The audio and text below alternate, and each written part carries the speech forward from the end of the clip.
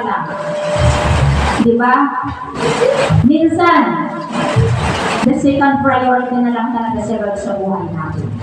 Marami na tayong pinagkakaabalahan. Hindi na natin inuuna si Lord. Wala na rin tayong commitment sa kapatid. Kapatid, tignan natin, baka ang ating spiritual tumatakas na. God's warnings. Ito ang mga message na to na nagbibigay po sa atin ng warnings o babala. Hindi mo ba? Warning. Bakit? Gusto ni Lord makasunod tayo sa Kanya. Kapatid, kapag pinipilit natin sumuway sa gusto ni Lord, tayo lang po ang mahihirapan. Kapatid, ipaubaya po natin sa Diyos ang ating buhay. Hayaan natin na si Lord ang pumigo sa atin. Hayaan na si Lord ang manager natin. Baka ang manager na natin ang ating sarili. Hayaan natin na si Lord ang magmanubela sa atin. Paubaya natin ang ating buhay. Maglingkod po tayo ng may kagalakan. Ibalik po natin yung ating mga spirit kay Lord. Ibalik po natin yung ating commitment kay Lord. Kapatid, minsan, sasabihin na lang natin, ano ba yan, nakakapagod naman? Ano ba yan, nakakainis naman? Ano ba yan, palagi na lang tayo pinapaalalahanan?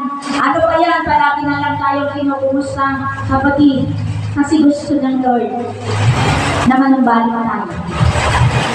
Gusto ng Lord na makita niya tayo sa kanyang muling pagbabalik. Kapatid, magtatanong tayo kung ang paglilingkod ba natin nakakapagod? Yes, nakakapagod. Pero ang paglingkod ba natin may kontrata? Walang kontrata. As long as you live, maglilingkod tayo. Endless, walang katapusan. Hanggat ang Diyos nagbibigay sa atin ng hininga, hanggat ang Diyos nagbibigay sa atin ng buhay, hindi pa rin natatapos ang paglilingkod natin sa Kanya. Palakpakan natin ang Lord. Yan po ang ating dito kampanin. Hindi po natatapos. Baka napapagod ka. Baka nagbilang tayo kung ilang taon na tayo naglilingkod. Baka nagbilang tayo kung kailan ka pa naglilingkod. Until na wala ka pang nakikita ang improvement sa buhay mo. Baka sasabihin mo yan, hanggang ngayon wala pa naman ako nakukuha sa church ko. Hanggang ngayon wala pa naman. Hanggang ngayon marami pa naman akong nakikita ang kapintasan. Hanggang ngayon wala naman ako nakikita ang pagbabago ng mga kasama ko. Hanggang ngayon, kapatid, huwag po yan ang ating titignan. Titignan po natin ang ating relasyon sa Diyos. Baka ang relasyon natin sa Diyos 50-50 na o baka 30 na lang, 30% na lang. Kapatid, ibalik po natin ang ating relasyon sa Diyos. Muling maging eager po tayo. Diligent po tayo. Enthusiastical po sana tayo sa paglilingkod upang hindi natin maramdaman yung pagod at hirap, yung reklamo na meron tayo ngayon sa ating buhay. Palakpakan natin ang Lord. Mga kapatid, yun ang kwento ng buhay ni Jonas. Sana po sa buhay natin, hindi po tayo maging Jonas. Babalikan natin ano sabi. Maraming tao. Ito po, sinabi po sa kay Jonas.